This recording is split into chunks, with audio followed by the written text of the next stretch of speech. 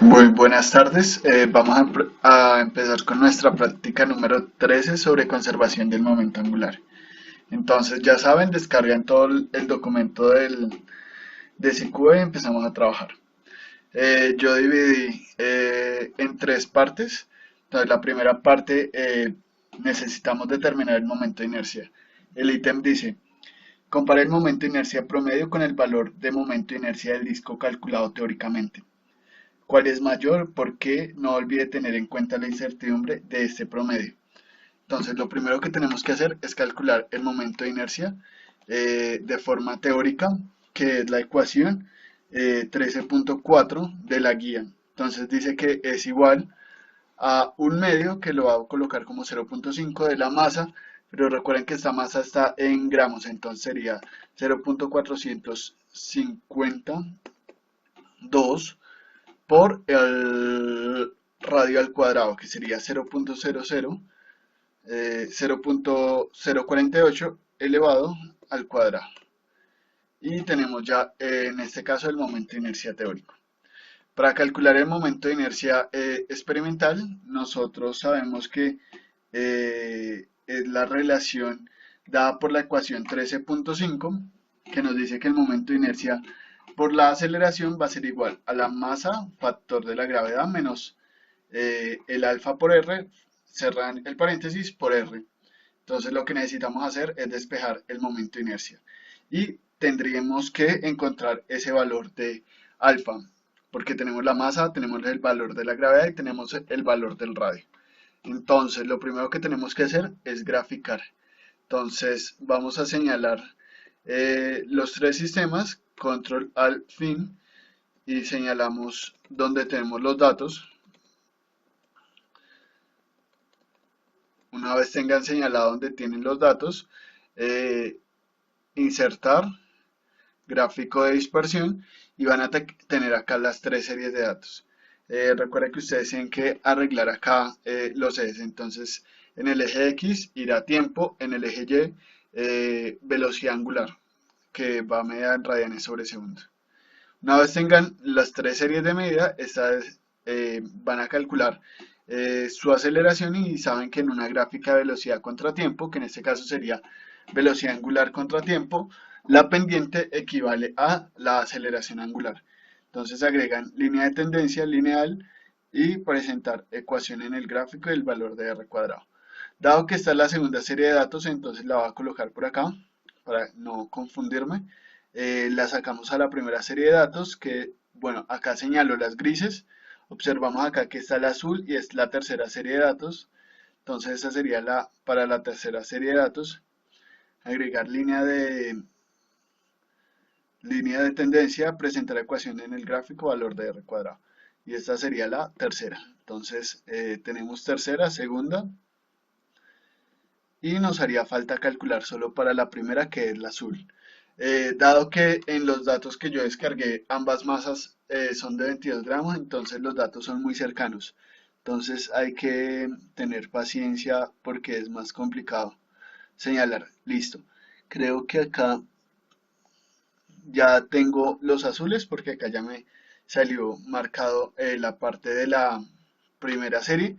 Entonces le hacemos clic izquierdo y agregamos línea de tendencia. Igual el valor de la ecuación y el r cuadrado.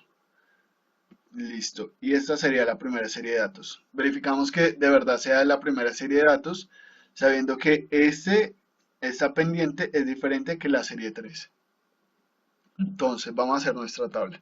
Entonces serie, y acá sería 1, 2 y 3. Tenemos tres series.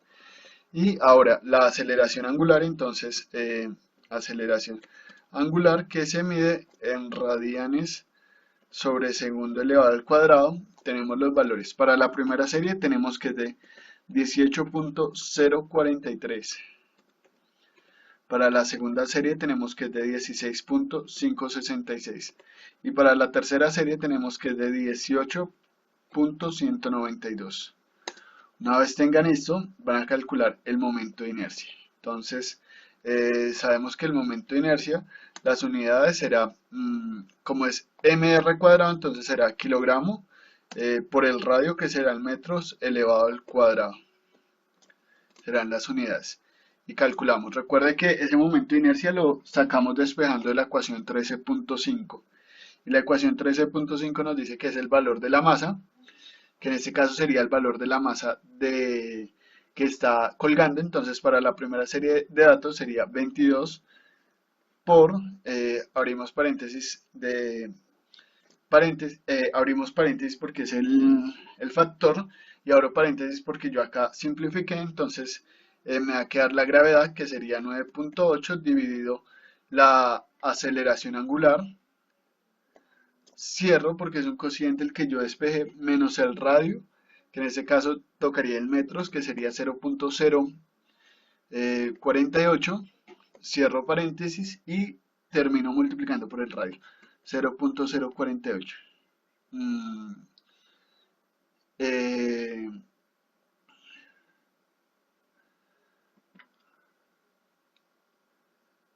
0.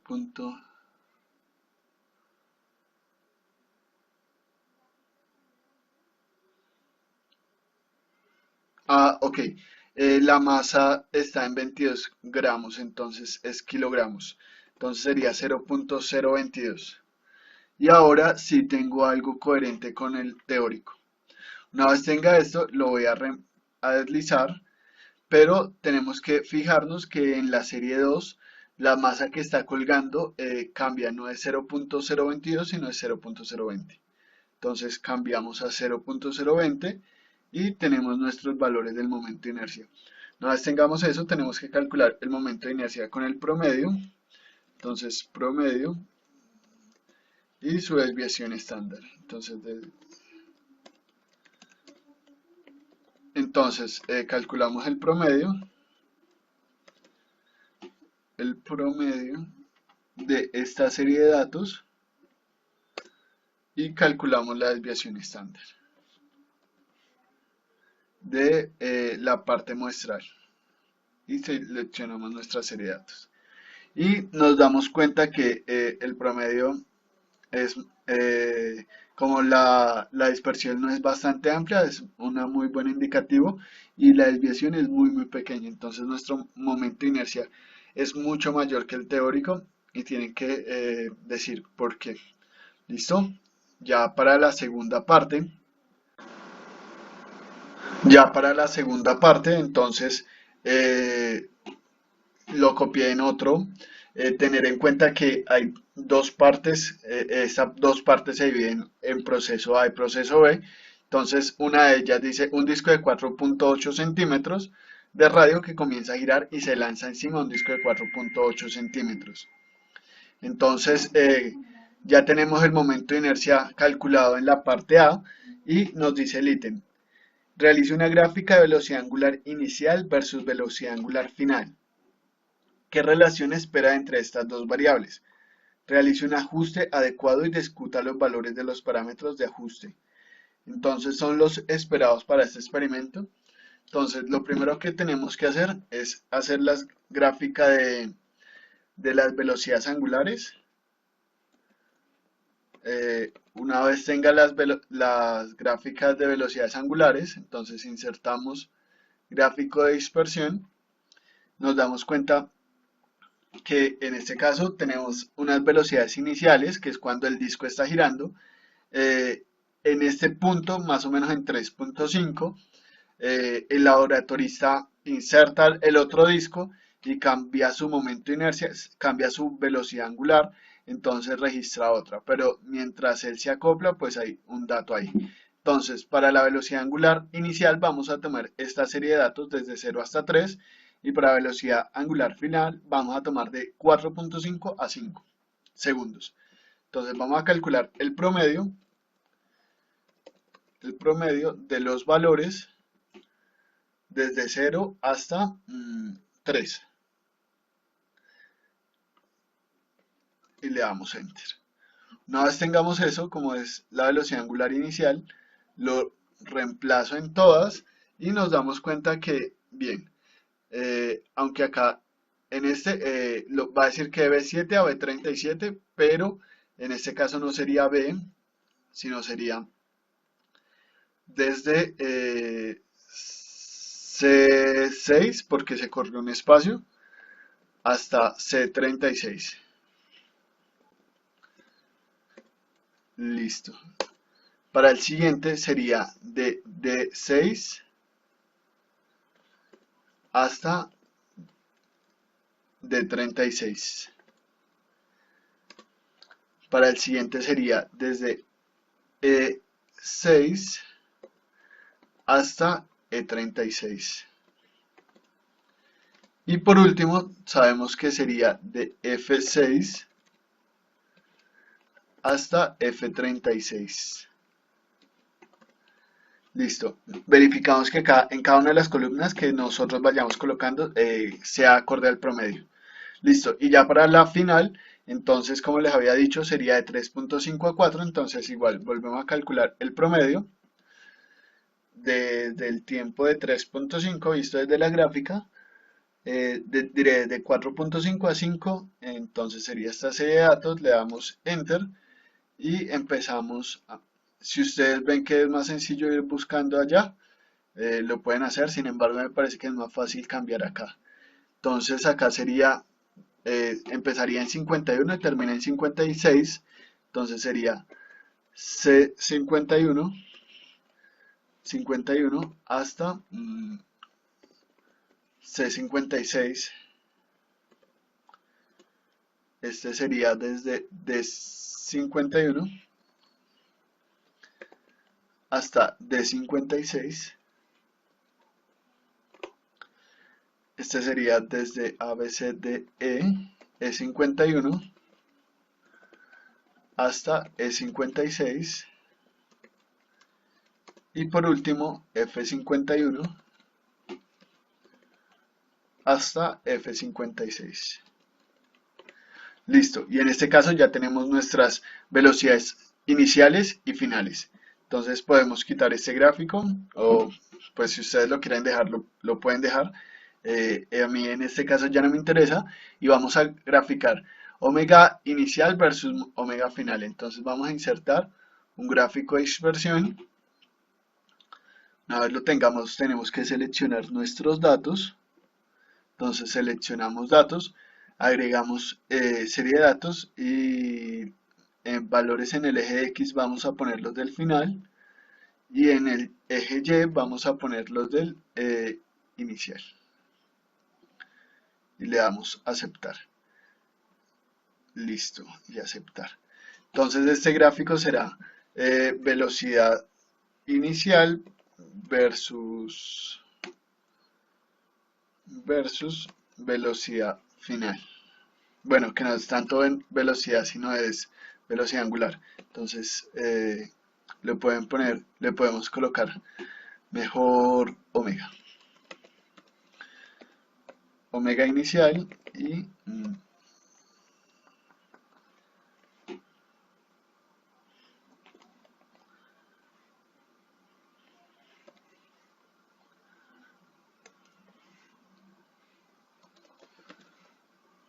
omega inicial y omega final, indicando que son las valores. Una vez tengan esto, tendrán que hacer el ajuste de la gráfica. Yo lo veo bastante lineal, entonces vamos a hacer el ajuste lineal. Entonces agregar línea de tendencia y vamos a presentar ecuación en el gráfico del valor de R cuadrado. Y es justo lo que esperábamos. ¿Por qué?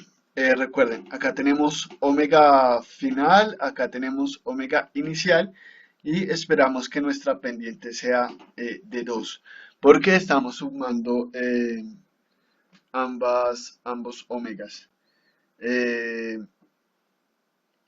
Y listo. Entonces, las preguntas nos dice qué relación espera entre estas dos variables que sean proporcionales entre sí. Realice un ajuste adecuado y discuta los valores de los parámetros. Son los valores esperados, entonces ustedes hacen el análisis.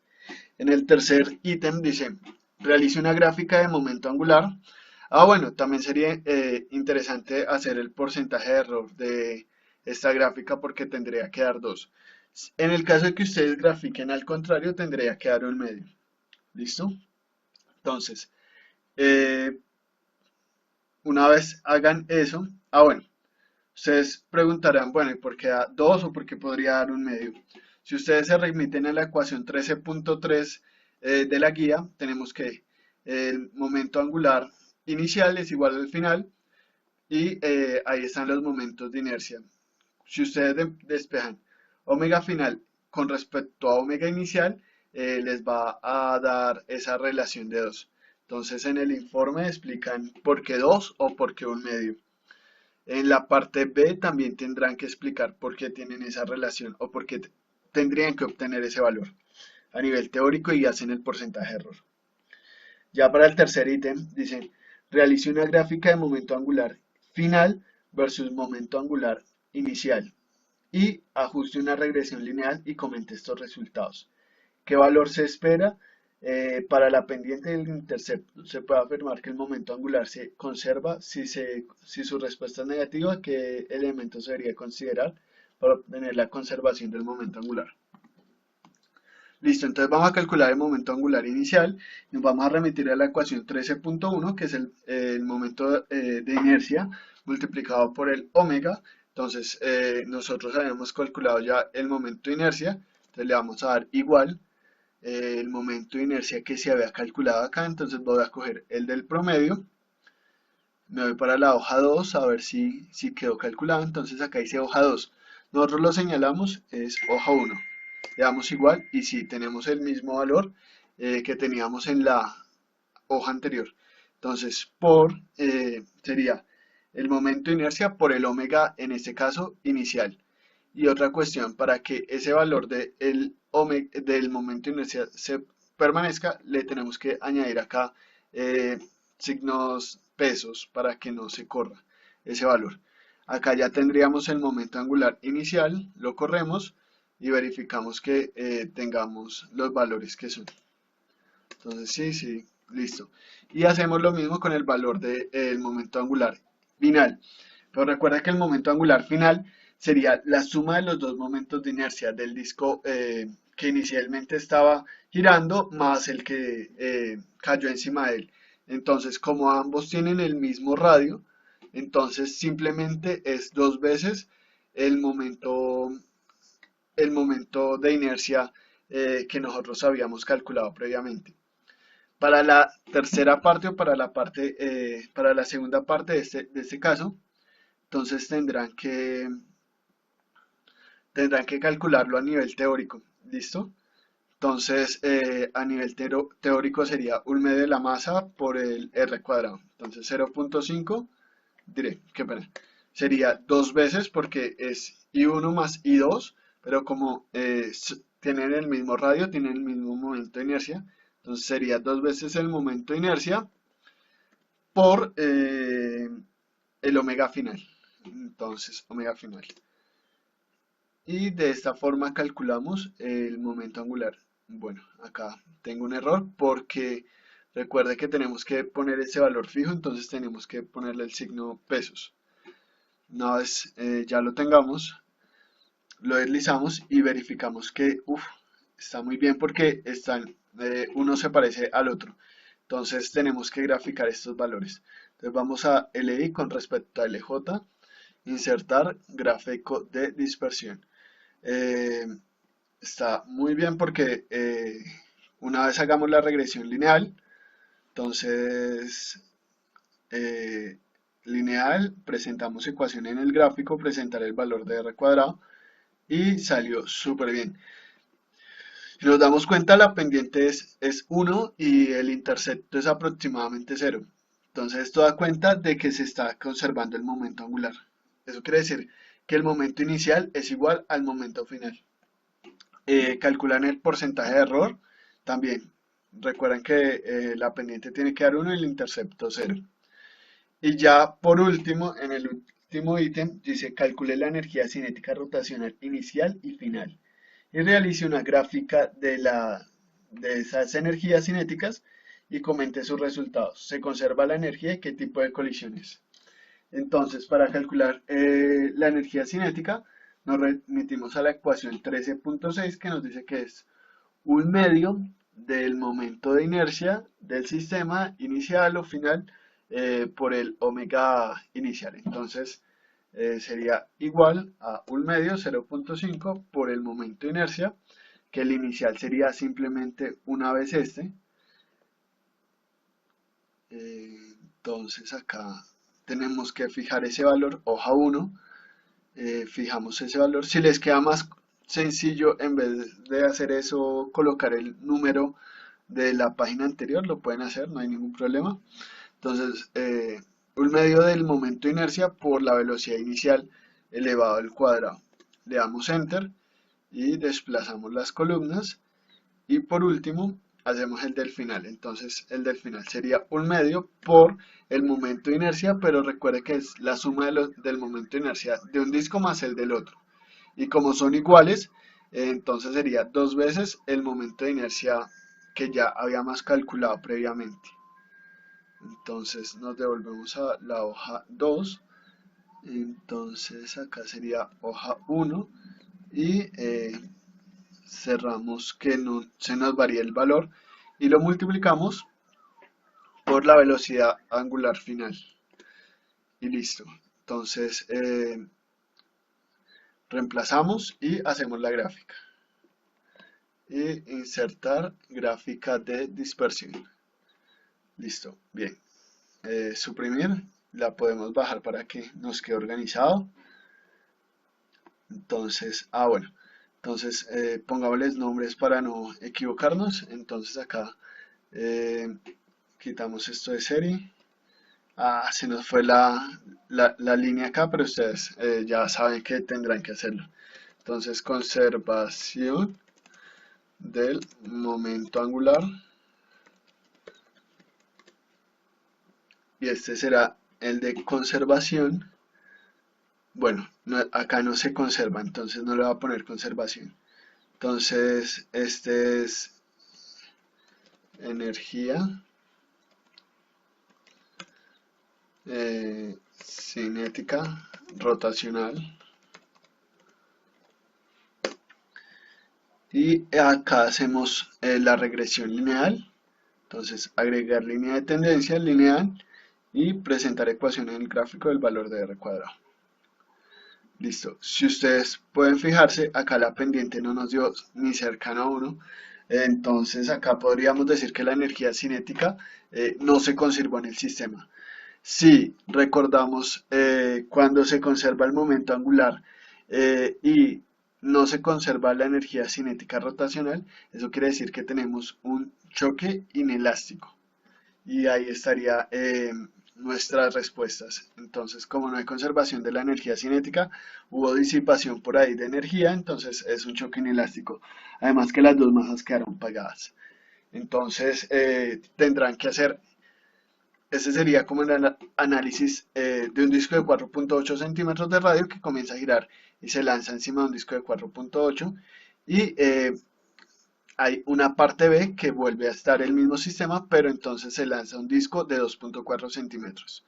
Tienen que volver a hacer absolutamente todo y analizarlo y cuál es la variación con respecto al anterior. Entonces, eso sería todo. Este es el último informe, entonces, éxitos chicos.